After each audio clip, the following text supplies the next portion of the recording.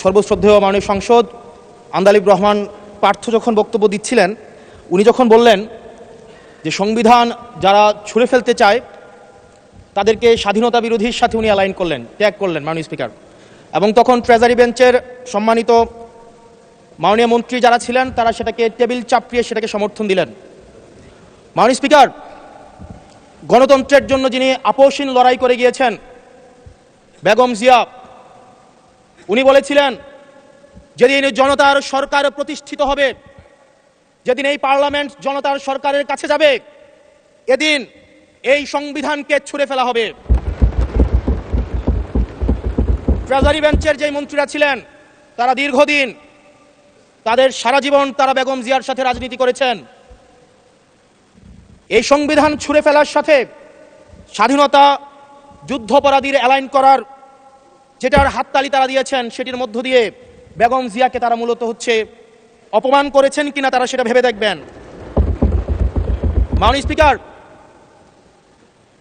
আমি বক্তব্য দেওয়ার জন্য অনেক কিছু রেডি করে নিয়ে এসেছিলাম।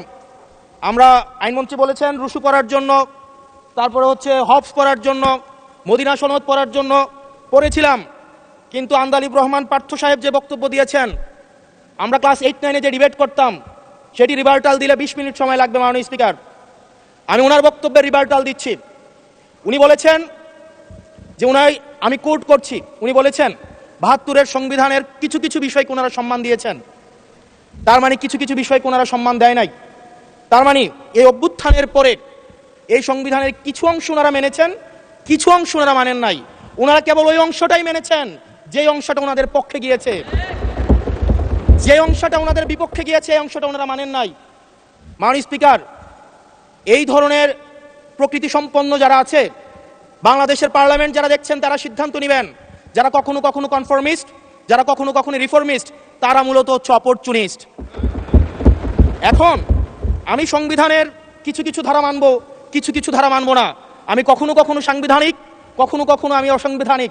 মাননীয় স্পিকার, যখন ডক্ট্রিন অফ নেসেসিটির প্রশ্ন আসে, মাননীয় স্পিকার, এই এক্সিস্টিং সংবিধান অনুযায়ী যখন 7A এবং 7B বলবৎ থাকে, সেই জায়গা থেকে আইনজ্ঞরা, মাননীয় স্বরাষ্ট্রমন্ত্রী উনি থাকলে ভালো হতো। ডক্ট্রিন অফ নেসেসিটি মাননীয় স্পিকার 48-3 অনুযায়ী রাষ্ট্রপতি সুপ্রিম কোর্টের মাধ্যমে একটা এই 106-এর অ্যাডভাইজরি একটা রুল আছে মাননীয় স্পিকার। এই অ্যাডভাইজরি রুলের মাধ্যমে সংবিধানের ফান্ডামেন্টাল কোনো বিষয় কম্প্রোমাইজ করা যায় না।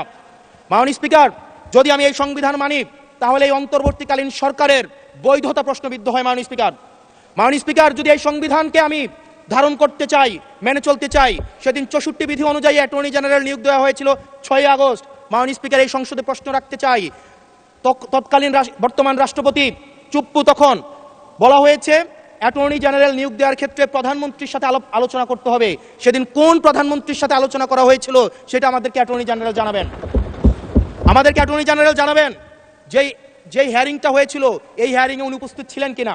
তখনকার সময় যিনি প্রধান বিচারপতি ছিলেন ওবায়দুল হক, তিনি তখন কোথায় ছিলেন, সেই রায়ের কপিটা আমরা দেখতে চাই। মাননীয় স্পিকার, মাননীয় স্পিকার, আপনি যখন বেগম জিয়াকে 6 আগস্ট সর্বপ্রথম ছাত্র জনতা যখন সিদ্ধান্ত নিয়েছিল আর এক মুহূর্ত বেগম জিয়াকে কারাগারে থাকতে দিবে না, বেগম জিয়াকে রাষ্ট্রপতির আদেশের মধ্য দিয়ে বেগম জিয়াকে সেদিনই কারাগার থেকে যেই জুলুমের মধ্যে রাখা হয়েছিল সেটা থেকে ছাত্র জনতার রায়ের মধ্য দিয়ে সেখান থেকে বের করে আনা হয়েছিল। মাননীয় স্পিকার, যদি এই সংবিধানকে বাইবেল ধরে নেই, এই সংবিধানকে যদি গসপেল ধরে নেই, এই গসপেলের পুরোহিত অনুযায়ী যেভাবে ভ্যাটিকান সিটি চলে সেটা যদি আমরা ধরে নেই, তাহলে মাননীয় স্পিকার সেদিন বেগম জিয়া জেল থেকে বের হতে পারেন না। মাননীয় স্পিকার, মাননীয় স্পিকার, সেদিন বেগম জিয়া জেল থেকে বের হয়েছিল অভ্যুত্থানের জনরায়ের ভিত্তিতে। মাননীয় স্পিকার, মাননীয় স্পিকার, আপনারা বলছেন আপনারা ঠিক সেই জায়গায় আপনারা সংবিধানকে আপনারা মানছেন যেই জায়গায় সংবিধান থেকে আপনারা বেনিফিটেড হবেন।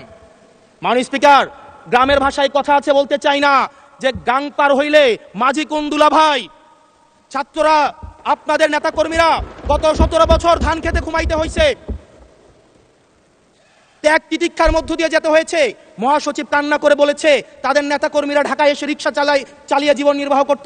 আজকে লক্ষ লক্ষ নেতাকর্মী তাদের রক্ত দিয়েছে।